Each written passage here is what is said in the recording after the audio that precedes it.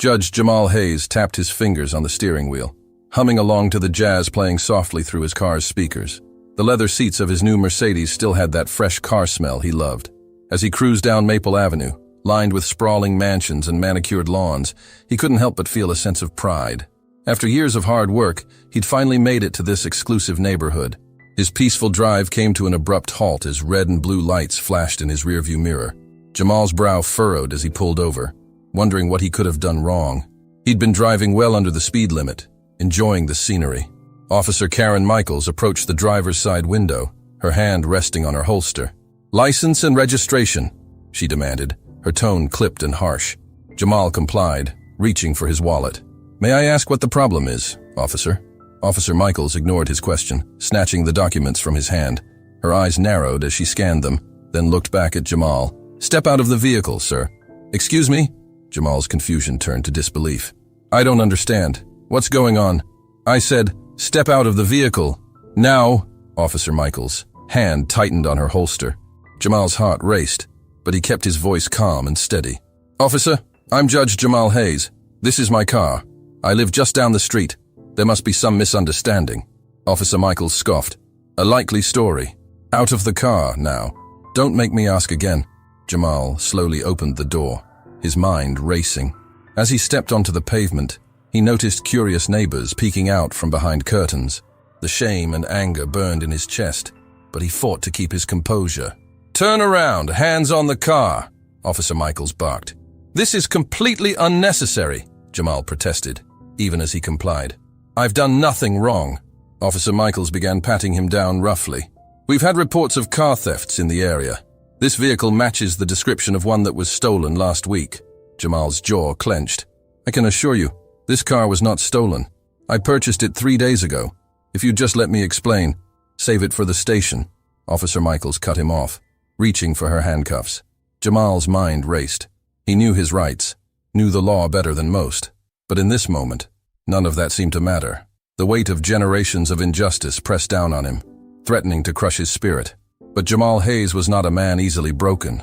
"Officer Michaels," he said, his voice steady and firm, "before you do anything you might regret, I suggest you call your superior. I'm sure they'd be very interested to know you're about to arrest a federal judge without probable cause." Officer Michaels hesitated, her hand hovering over the handcuffs. "You expect me to believe you're a judge?" "I expect you to do your job properly," Jamal replied, "which includes verifying my identity before making a wrongful arrest. Call your superior. Now." Something in his tone must have gotten through to her. Officer Michaels took a step back, her confidence wavering. She reached for her radio, her eyes never leaving Jamal. As they waited for a response, tension crackled in the air. Jamal could feel the eyes of his neighbors on him, could almost hear the whispers behind closed doors. He'd fought so hard to get here, to prove himself worthy of respect and admiration. And now, in the span of a few minutes, he was reduced to a suspect in the eyes of those who should have been his peers. The radio crackled to life, and a gruff voice came through. "Michaels, what's the situation?" Officer Michaels explained, her voice growing less certain with each word. When she finished, there was a long pause. "Michaels, stand down immediately. Judge Hayes is a respected member of the community. I'm on my way." The color drained from Officer Michaels' face as she lowered her radio. She looked at Jamal, a mix of confusion and embarrassment in her eyes. I'm sorry, Your Honor. There seems to have been a misunderstanding." Jamal straightened his jacket, his dignity intact despite the ordeal. "A misunderstanding. Is that what we're calling racial profiling these days, Officer Michaels?" Before she could respond, another police car pulled up.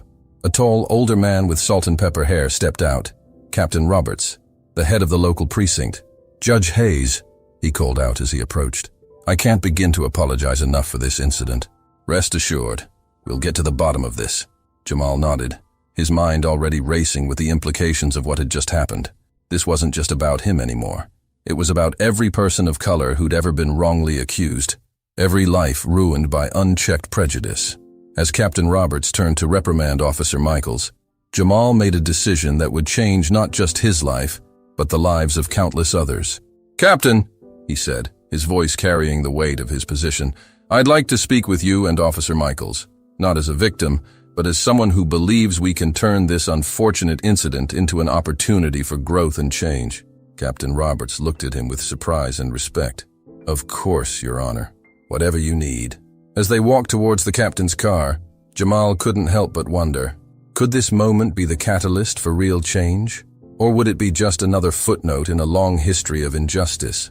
Little did he know, this was only the beginning of a journey that would challenge everything he thought he knew about justice, prejudice, and the power of one person to make a difference. Captain, Jamal said as they reached the car, I think we need to have a serious conversation about the state of policing in this community. Would you agree? Captain Roberts nodded solemnly. I believe you're right, Judge Hayes.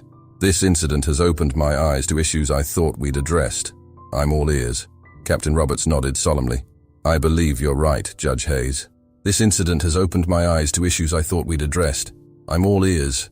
Jamal took a deep breath, his gaze sweeping from Captain Roberts to Officer Michaels, who stood nearby, her face a mix of shame and defiance. Let's start by acknowledging the elephant in the room. This wasn't just a simple misunderstanding. It was a clear case of racial profiling. Officer Michaels opened her mouth to protest, but Captain Roberts held up a hand, silencing her. Go on, Judge, he said, his expression grave. What happened here today is a symptom of a much larger problem, Jamal continued. It's not just about one officer or one incident. It's about a system that perpetuates bias and prejudice, often unconsciously. As Jamal spoke, a small crowd began to gather at a respectful distance. Neighbors who had watched the incident unfold from behind their curtains now stood on their lawns, drawn by the presence of the police captain and the dignified bearing of the man they now realized was Judge Hayes. I propose we use this incident as a catalyst for change, Jamal said, his voice carrying across the quiet street, not through punishment or public shaming, but through education and understanding. Captain Roberts raised an eyebrow. What exactly are you suggesting, Judge? Jamal turned to face Officer Michaels directly. Officer, I'm not interested in seeing you lose your job. That wouldn't solve anything. Instead, I want to invite you to spend a week shadowing me in my courtroom.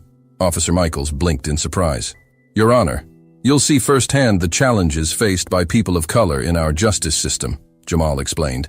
You'll witness the impact of unconscious bias on sentencing, on jury selection, on every aspect of the legal process. Captain Roberts nodded slowly.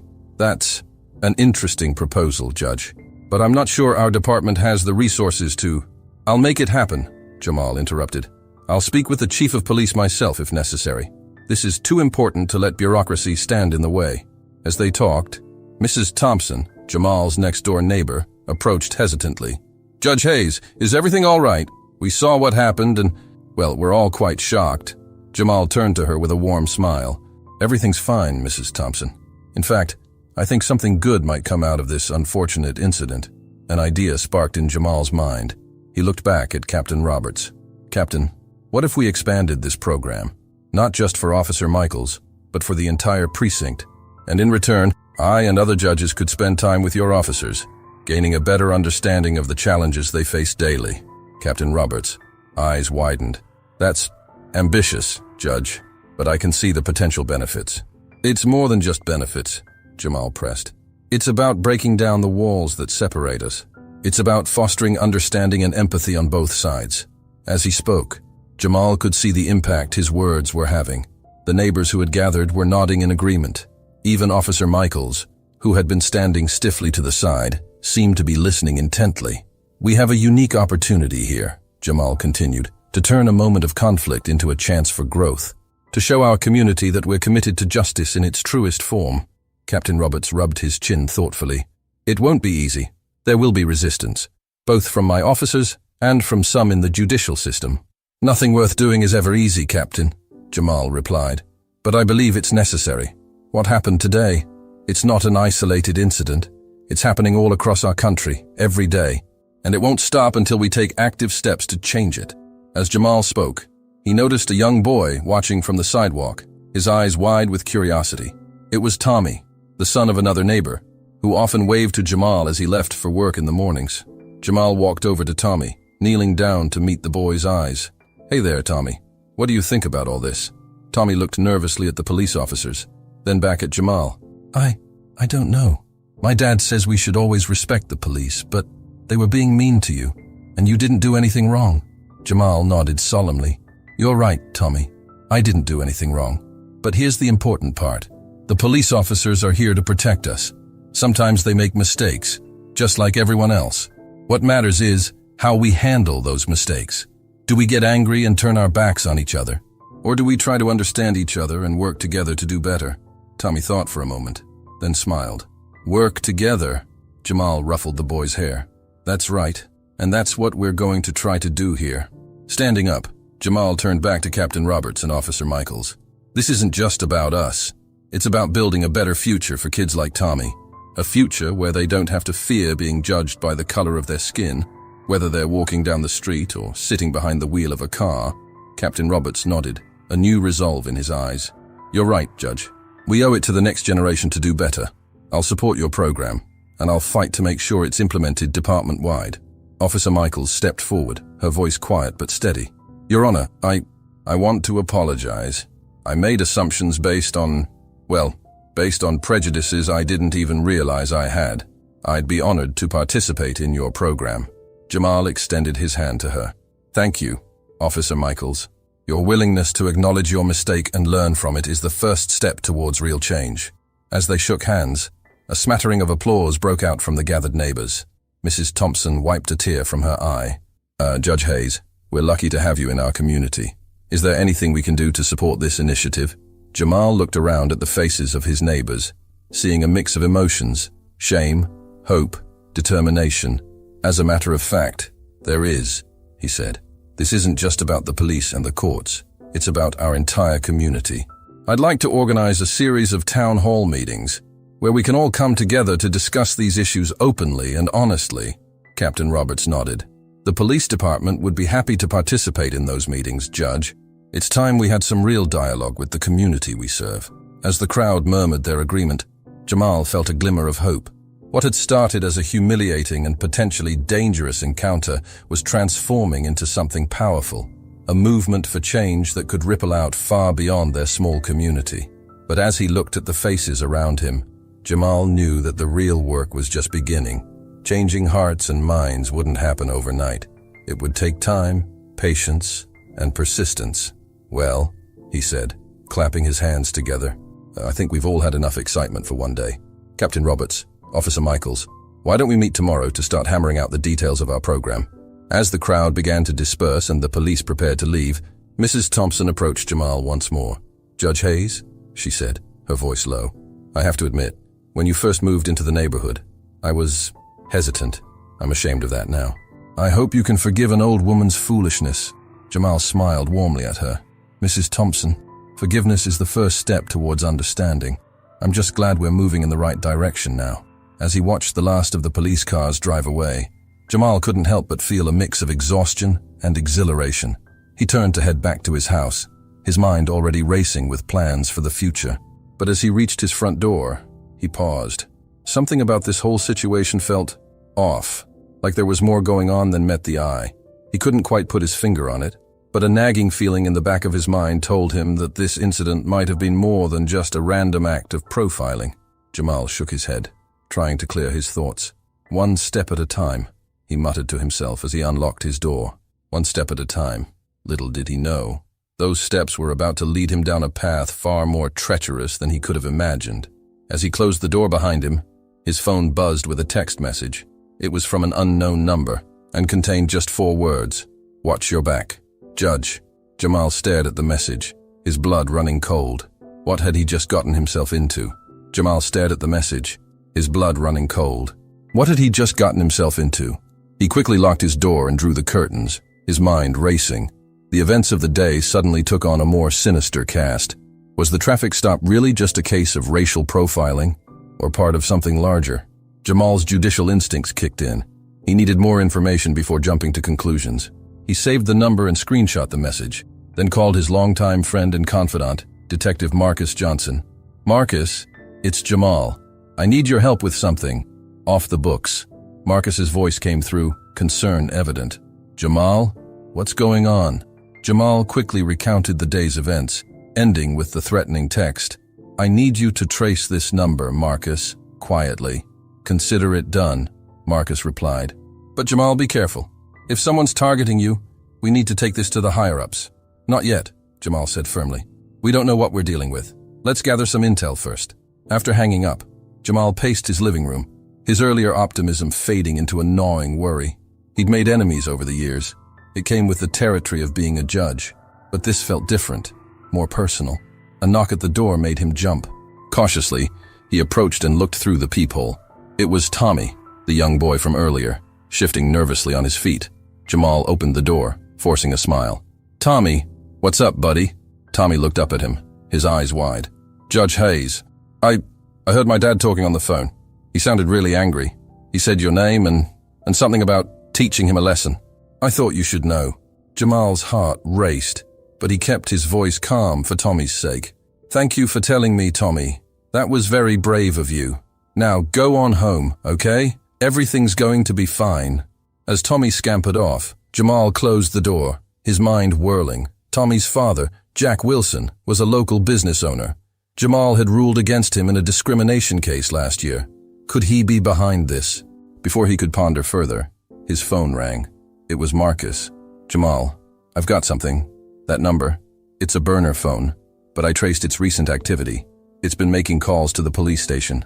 Jamal's breath caught. "The police station? You don't think—" "I don't know what to think," Marcus cut in. "But whatever's going on, it's bigger than we thought. You need to watch your step, Jamal." After hanging up, Jamal sank into his armchair, the weight of the situation settling on his shoulders. He'd wanted to make a difference, to change the system from within, but now it seemed the system was fighting back.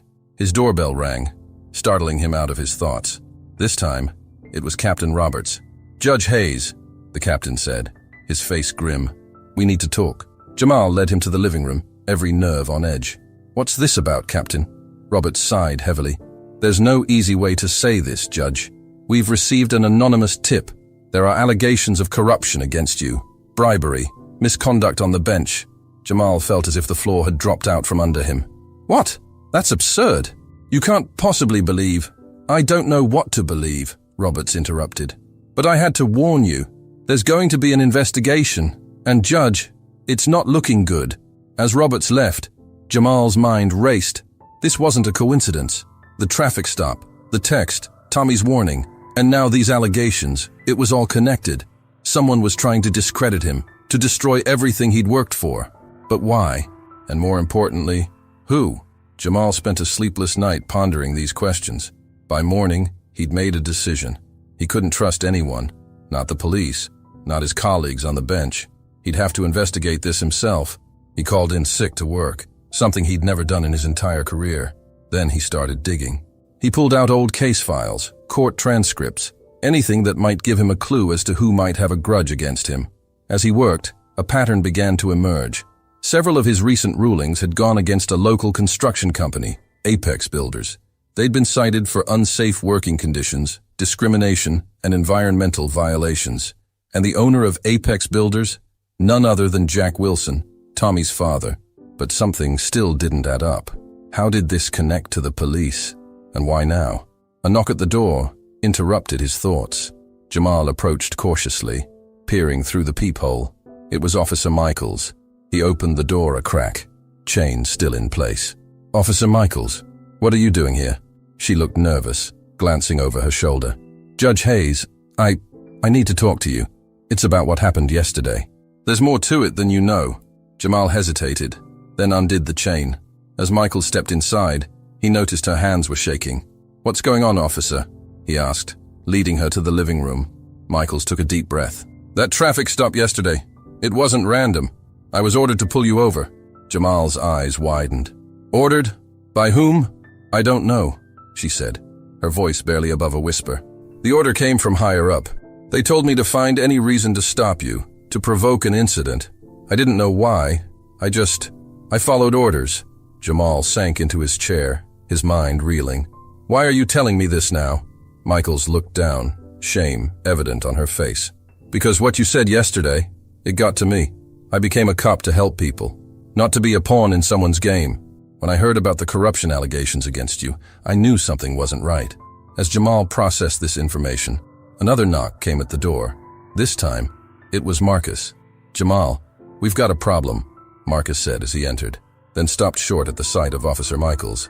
"What's she doing here?" Quickly, Jamal brought Marcus up to speed. The detective's face grew darker with each revelation. "Ooh, this goes deeper than we thought," Marcus said grimly. "I did some digging on Apex builders. They're currently bidding on a massive city contract, one that would be worth millions. But their history of violations should disqualify them. Unless they can discredit the judge who made those rulings," Jamal finished, the pieces falling into place. Officer Michaels spoke up, her voice stronger now. "There's more. I've heard rumors at the station. Some of the higher-ups are in Apex's pocket. They've been burying reports, looking the other way on violations." The three looked at each other, the gravity of the situation sinking in. This wasn't just about Jamal anymore. It was about corruption that ran through the entire system, from the police force to the highest levels of city government. "We need proof," Jamal said, his judicial mind kicking into gear. "Without hard evidence, it's our word against theirs." Marcus nodded. "I might be able to get access to some internal police records, if we can connect the dots between Apex and the corrupt officers. And I can help," Michaels added, a newfound resolve in her voice. "I know which officers to watch, which ones have been acting suspiciously." Jamal looked at them both, feeling a glimmer of hope. "It's risky. If we're caught, it's worth the risk," Marcus said firmly. "This is bigger than any of us." As they began to formulate a plan, Jamal couldn't shake the feeling that they were stepping into dangerous territory. They were up against powerful people who wouldn't hesitate to protect their interests. But he also knew they couldn't back down. Too much was at stake. Not just his reputation, but the integrity of the entire justice system. As the sun began to set, casting long shadows across his living room, Jamal made a silent vow. He would see this through, no matter the cost. The truth had to come out. Little did he know, the path to that truth would lead him into the darkest corners of corruption and put everything he held dear at risk. As they finalized their plans, Jamal's phone buzzed with another text from the unknown number. "Back off, Judge." Last warning. Jamal showed the message to Marcus and Michaels. Their faces hardened with resolve. "They're getting nervous," Marcus said. "We must be on the right track." Michaels nodded grimly. "So, what's our next move, Judge?"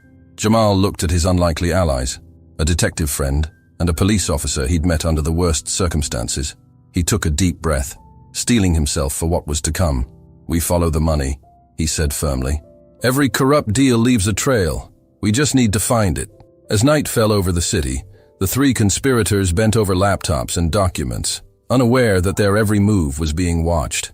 The game was afoot, and the stakes were higher than they could possibly imagine. "We follow the money," he said firmly. "Every corrupt deal leaves a trail. We just need to find it." As the night wore on, Jamal, Marcus, and Officer Michaels pored over documents, cross-referencing dates, names, and transactions. The living room table was covered in papers, laptops hummed, and the air was thick with tension. "Look at this," Marcus said, pointing to his screen. "There's a pattern of large deposits into the account of Deputy Chief Richards. They coincide with key decisions favoring Apex builders." Jamal leaned in, his eyes narrowing. "Can we trace those deposits back to Apex?" Marcus shook his head. "Not directly. They're coming from a shell company. But get this. The shell company was registered by a law firm that represents Apex in several cases." Officer Michaels spoke up, her voice tense. "Richards has been pushing hard for increased patrols in areas where Apex has properties. Said it was about community safety. But now we know better," Jamal finished grimly. "But this isn't enough. We need irrefutable proof of the connection between Apex and the police department." A loud knock at the door made them all jump. Jamal approached cautiously, peering through the peephole. His heart raced as he recognized the figure outside. "It's Captain Roberts," he whispered to the others. Marcus and Michaels exchanged worried glances. "Should we hide?" Michaels asked. Jamal thought for a moment, then shook his head. "No. If he's part of this, hiding you will only make us look guilty. If he's not, maybe he can help." He opened the door, forcing a calm expression. "Captain Roberts, this is unexpected." Roberts' face was grim. "Judge Hayes, may I come in?" As Roberts entered, his eyes widened at the sight of Marcus and Michaels. "Detective Johnson, Officer Michaels, what's going on here?" Jamal took a deep breath. It was time to take a leap of faith. "Captain, we're investigating corruption within the police department and its connection to Apex builders. We believe the traffic stop and the allegations against me are part of a larger conspiracy." Roberts' face remained impassive. For a long moment, silence hung heavy in the room. Then, to everyone's surprise, He sighed heavily and sank into a chair. "I knew something wasn't right," he said, his voice weary. "I've been noticing irregularities for months, but every time I tried to look into it, I hit a wall." Relief washed over Jamal. "So you're not involved?" Roberts shook his head. "No, but I've been afraid to dig too deep. These people, whoever they are, they've got influence. I was worried about my family, my pension." Michaels stepped forward, her face determined. "Captain, we need your help. We're close to uncovering something big, but we need access to records that only you can provide." Roberts looked at each of them in turn, conflict clear on his face. Finally, he nodded. "All right, I'm in. What do you need?" As the night turned to dawn, the group worked tirelessly, piecing together a complex web of corruption. With Roberts' help, they uncovered a trail of doctored reports, suspicious transfers, and questionable promotions. But as the sun began to rise, casting a golden glow through the windows, they realized they had a new problem. "We've got the evidence," Marcus said, rubbing his tired eyes. "But how do we use it? If we take this to the authorities, there's no guarantee it won't be buried. These people have connections all the way up to the mayor's office." Jamal paced the room, his judicial robes from the day before now rumpled and coffee-stained. "We need to make this public. Get the evidence into the hands of someone who can't be bought or intimidated." "The press," Michaels suggested. Roberts shook his head. "Too risky. We don't know who we can trust." A memory sparked in Jamal's mind. "Wait, I know someone.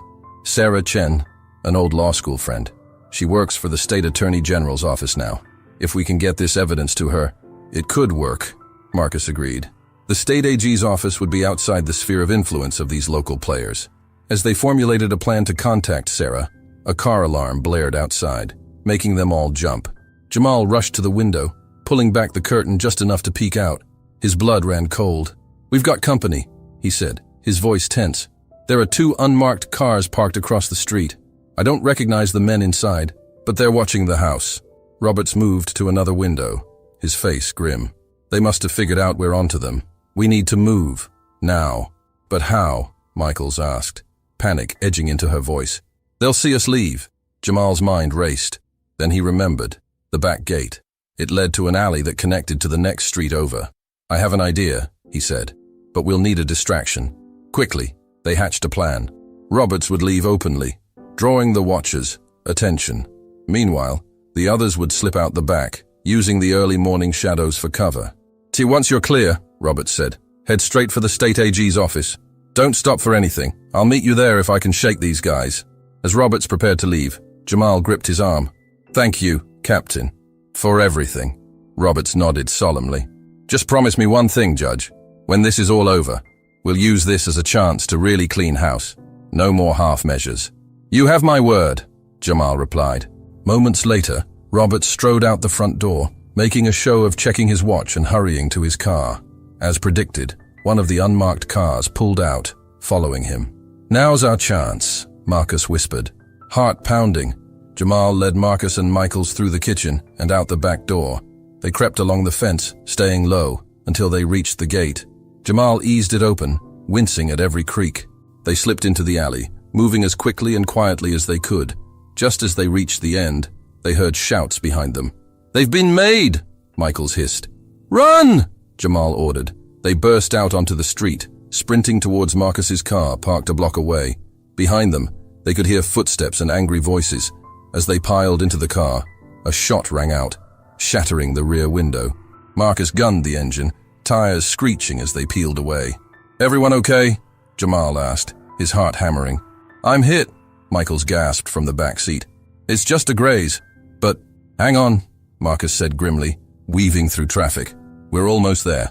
As they raced towards the State Attorney General's office, Jamal clutched the flash drive containing their evidence.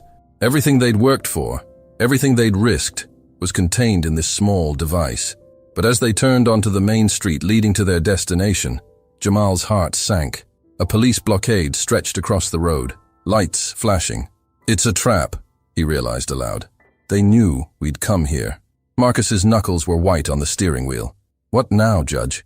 Jamal closed his eyes, his mind racing. They were out of options, out of time. Opening his eyes, he made a decision that would change everything. "The media," he said. "It's our only chance.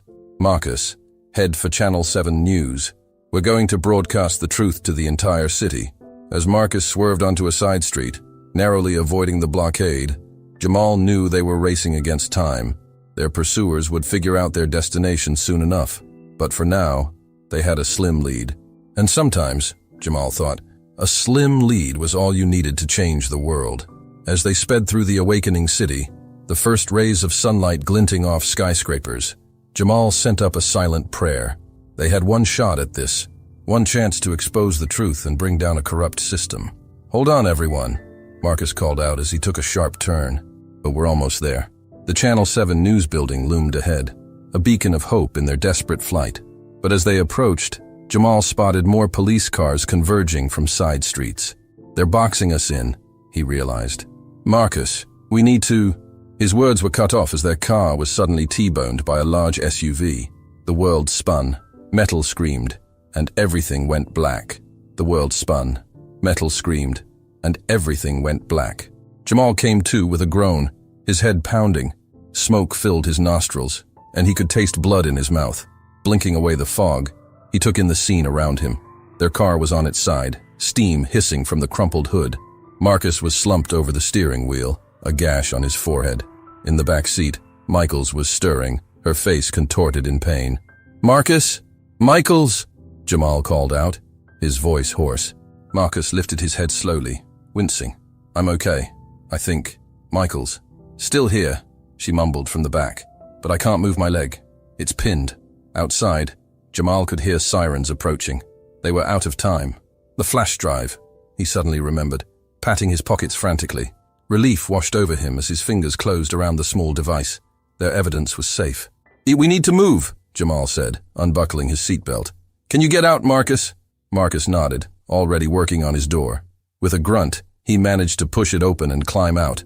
Jamal followed. Then they both turned to Michaels. "My leg's stuck," she said, panic edging into her voice.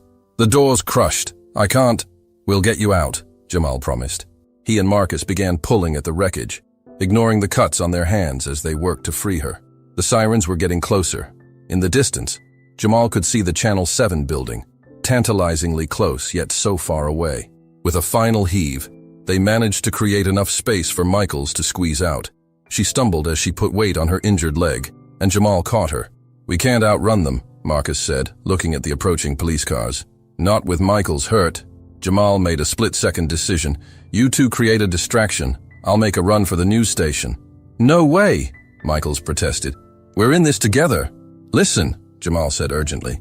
"This is bigger than any of us. The truth needs to come out, no matter what. I have the best chance of getting through alone." Marcus and Michaels exchanged a look, then nodded reluctantly.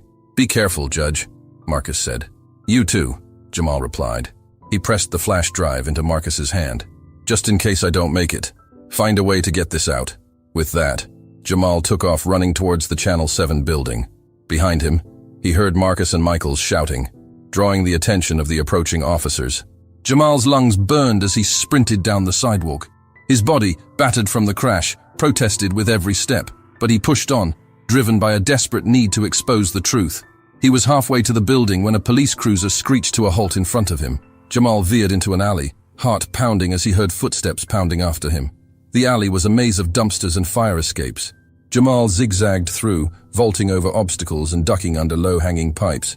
His pursuer was gaining ground, the sound of heavy breathing getting closer.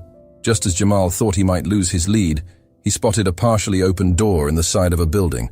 Without hesitation, he darted inside. He found himself in a dimly lit storeroom, filled with shelves of cleaning supplies.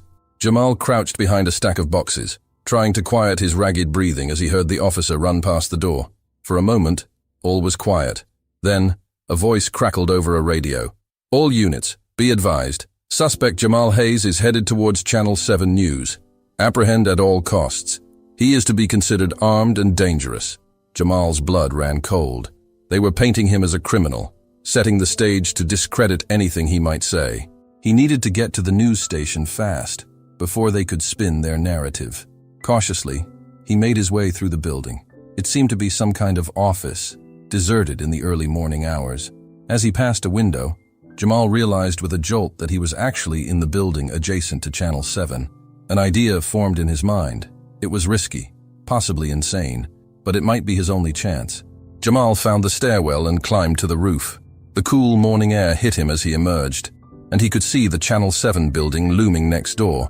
Between the two buildings was an alley, about 10 feet wide. "I must be out of my mind," Jamal muttered as he backed up for a running start. He sprinted across the roof, his heart in his throat. Just as he reached the edge, he pushed off with all his might. For a terrifying moment, Jamal was airborne, the alley yawning beneath him. Then his feet hit the opposite roof, and he rolled to absorb the impact. Panting, Jamal picked himself up. He'd made it. He was on the roof of Channel 7 News. Finding the roof access door, Jamal made his way into the building. He could hear the bustle of the newsroom below, preparing for the morning broadcast. As he descended the stairs, Jamal's mind raced. How could he convince them to put him on air? Would they even believe him? He burst into the newsroom, causing heads to turn. "My name is Judge Jamal Hayes," he announced, his voice carrying across the stunned silence. "I have evidence of widespread corruption in the police force and city government. I need to speak on air immediately." For a moment, no one moved. Then a woman stepped forward, her eyes sharp with interest. "I'm Linda Chen, executive producer. You have 2 minutes to convince me why I should risk my career on this." Jamal took a deep breath and began to speak. He laid out the evidence they'd uncovered, the connections between Apex builders and corrupt officials, the attempts to silence him. As he spoke, he saw the shock and realization dawning on Linda's face. When he finished, she was silent for a long moment. Then she turned to her team. "Get him to makeup. We're going live in 10 minutes. A flurry of activity erupted around Jamal. As a makeup artist dabbed at his cuts and bruises, Linda briefed him on what to expect. "We'll introduce you. Then you'll have 5 minutes to present your case. Be clear, be concise, and be ready for pushback. Once this airs, all hell is going to break loose." Jamal nodded, his heart racing. This was it, the moment of truth. As he was led to the set, Jamal caught sight of a TV in the corner. His breath caught as he saw footage of Marcus and Michaels being arrested, labeled as accomplices in Judge's crime spree. Anger and determination surged through him. He had to set the record straight, not just for himself, but for them. The lights on set were blinding as Jamal took his seat. The anchor, a man with a perfectly coiffed haircut, gave him a questioning look. "We're live in 30 seconds, a voice called out. Jamal closed his eyes, centering himself. He thought of all the people who had been wronged by this corrupt system, of Marcus and Michaels, who had risked everything to help him, of young Tommy, growing up in a world where justice seemed like a distant dream. And we're live in 3, 2, 1. The anchor's voice was smooth and professional. "We interrupt our regular programming for a special report. Joining us now is Judge Jamal Hayes, who claims to have evidence of widespread corruption in our city's government and police force. Judge Hayes, you have the floor." Jamal looked directly into the camera, his voice steady and clear. "Citizens of our great city, I come to you today with a heavy heart and an urgent message. Our justice system, the very foundation of our society, has been corrupted." As Jamal spoke, laying out the evidence and connections they'd uncovered, he could see the shock on the faces of the crew around him. Phones began ringing off the hook in the background. He was halfway through his explanation when the studio doors burst open. A group of police officers, led by Deputy Chief Richards, stormed in. "Cut the feed!" Richards bellowed. "This man is under arrest!" But Linda Chen stepped between them and the camera. "We're live, gentlemen. Any attempt to interfere will be seen by millions of viewers." Richards hesitated, clearly torn between his orders and the potential backlash. Jamal seized the moment. "Citizens, what you're witnessing now is an attempt to silence the truth. I implore you, don't let this be buried. Demand answers. Demand justice." As the officers moved towards him, Jamal stood tall, his voice ringing out. "The truth will prevail, no matter what happens to me. Remember this day. Remember that one voice can make a difference." The last thing viewers saw before the feed cut out was Jamal being led away in handcuffs, his head held high. But as the officers escorted him out of the building, Jamal knew this wasn't the end. It was just the beginning of a much larger battle. In police cars across the city, radios crackled with urgent messages. On street corners, people huddled around phones, watching clips of Jamal's broadcast. And in living rooms throughout the city, citizens began to ask questions, to demand answers. The spark had been lit. Now, it was up to the people to fan it into a flame of change. As Jamal was pushed into a police car, he caught a glimpse of the city skyline, bathed in the golden light of dawn. Despite everything, he felt a glimmer of hope. The truth was out there now, and no matter what happened next, he knew that the fight for justice would continue. As the police car sped through the awakening city, Jamal's mind raced. He had done what he set out to do, expose the truth. But what would happen now? Would his sacrifice be in vain, or would it spark the change the city so desperately needed? The car pulled into the police station, where a crowd of reporters had already gathered. Camera flashes exploded as Jamal was led inside, his head held high despite the handcuffs binding his wrists. Inside, the station was chaos. Officers argued in hushed tones. Phones rang incessantly, and there was a palpable tension in the air. Jamal was led to an interrogation room and left alone, the door slamming shut behind him. Hours passed. Jamal could hear muffled shouts and hurried footsteps outside. Something was happening, but he was cut off from it all. Finally, the door opened. To Jamal's surprise, it was Captain Roberts who entered, looking haggard but determined.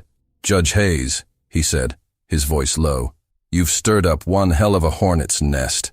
Jamal leaned forward. "What's happening out there, Captain?" Roberts sank into the chair across from him. "Your broadcast. It's everywhere. Social media, news channels, even international outlets are picking it up. People are demanding answers, protesting in the streets." A glimmer of hope sparked in Jamal's chest. "And the evidence? The flash drive?" "Safe," Roberts assured him. "Detective Johnson managed to get it to Sarah Chen at the State Attorney General's office before he was arrested. They're going through it now." Jamal let out a breath he didn't realize he'd been holding. "So what happens next?" Before Roberts could answer, the door burst open. Deputy Chief Richards stormed in, his face red with fury. "You're finished, Hayes," he snarled. "By the time we're done, you'll be lucky if you ever see the outside of a cell again." But Roberts stood, placing himself between Jamal and Richards. "That's enough, Deputy Chief. The State Attorney General's office is taking over this investigation. Judge Hayes is to be released immediately." Richards' face paled. "You can't do that. You have no authority." "Actually, he does," a new voice said. Sarah Chen walked in, flanked by two stern-looking agents. "By order of the Attorney General, this entire department is under investigation. Deputy Chief Richards, you're under arrest for corruption, obstruction of justice, and conspiracy." As Richards was led away, protesting loudly, Sarah turned to Jamal. "You took one hell of a risk, old friend, but it paid off. We've got enough evidence to bring down half the city government." The next few weeks were a whirlwind. Jamal found himself at the center of a storm of media attention, legal proceedings, and public outcry. The evidence he and his allies had gathered proved damning. One by one, corrupt officials were arrested, from low-level cops to high-ranking city officials. Apex builders, illegal activities were exposed, leading to the company's downfall. Jack Wilson, Tommy's father, was among those arrested, charged with bribery and fraud. But amidst the satisfaction of seeing justice served, Jamal couldn't shake a sense of unease. The system that had allowed this corruption to flourish was still in place. Real, lasting change would require more than just arresting a few bad actors. It was this thought that led Jamal to make a decision that would shape the rest of his life. On a crisp autumn morning, Jamal stood before a podium, cameras flashing as he prepared to address the city. Taking a deep breath, he began to speak. "Citizens of our great city, we have weathered a storm of corruption and deceit. We have seen how those entrusted with power can abuse it for personal gain. But we have also seen the power of truth and the courage of those willing to stand up for what's right." He paused, looking out at the sea of faces before him. "It is not enough to simply remove the bad apples.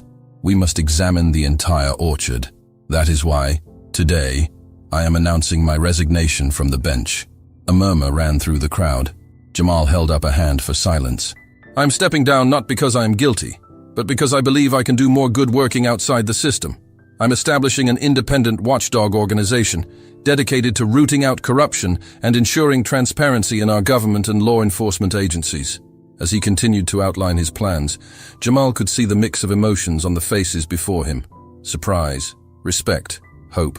He knew the road ahead would be difficult, but he was ready for the challenge. In the weeks that followed, Jamal threw himself into his new role. He assembled a team of dedicated individuals, including Marcus and Michaels, who had been cleared of all charges. Together, They worked tirelessly to build an organization that would serve as a check on power and a voice for the voiceless. It wasn't easy. They faced resistance from those who preferred the status quo, threats from those with something to hide. But they also found allies in unexpected places, honest cops who were tired of the corruption, community leaders who wanted to see real change, ordinary citizens inspired to take a stand. 1 year after his fateful broadcast, Jamal stood in the community center of the neighborhood, where he'd once been wrongfully stopped. The room was packed with people from all walks of life, gathered to hear about the progress of his organization. As he looked out at the crowd, Jamal spotted a familiar face. It was Tommy, the boy who had warned him that day long ago. Tommy was older now, his face more serious, but his eyes still held that same curiosity. After the meeting, Tommy approached Jamal. Mr. Hayes, I wanted to thank you. What you did, it changed things. My dad, he's in prison now, but I understand why, and I want to help make things better, like you did. Jamal felt a lump in his throat. He placed a hand on Tommy's shoulder. You already have, Tommy. You took a stand that day, and that's where it all starts, with one person willing to do the right thing. As Tommy walked away, Jamal felt a renewed sense of purpose.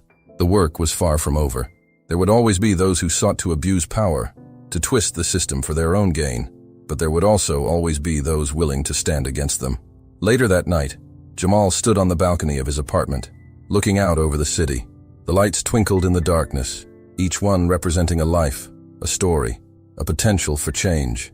He thought about how far they'd come, and how far they still had to go. The system wasn't perfect. It might never be, but it was better, more transparent, more accountable, and most importantly, people were awake now. They were watching, questioning, demanding better from their leaders and institutions. As he turned to go inside, Jamal's phone buzzed with a text. It was from Sarah Chen at the Attorney General's office. New lead on corruption in the mayor's office. You up for another fight? Jamal smiled. Some might have been daunted by the prospect of another battle, but for him, it was a reminder of why he'd started this journey in the first place. He typed back a simple response. Always. Closing the balcony door behind him, Jamal felt a sense of peace wash over him. He had chosen a difficult path, one that would likely never end, but it was the right path. And as long as there were people willing to stand up for what was right, there was hope. The city slept, unaware of the battles being fought on its behalf. But Jamal Hayes was wide awake, ready to face whatever challenges the new day might bring. For he knew now, more than ever, that one voice could indeed make a difference. And he would keep raising his voice, keep fighting the good fight, for as long as it took. As dawn broke over the horizon, painting the sky in hues of pink and gold, Jamal allowed himself a moment of reflection. The journey that had begun with a simple traffic stop had led him here, to a place he never could have imagined. He thought of all the lives that had been touched, all the changes that had been set in motion, and he knew, with unshakable certainty, that it had all been worth it. With renewed determination, Jamal turned to face the new day. The fight for justice was far from over, but he was ready to stand tall, to speak truth to power, to be the change he wanted to see in the world. And as the sun rose fully, bathing the city in its warm light, Jamal Hayes stepped forward into a future full of challenges, but also full of hope. For he had learned the most important lesson of all, that in the face of injustice, silence was never an option. And that even in the darkest of times, one voice, raised in the name of truth and justice, could light the way forward.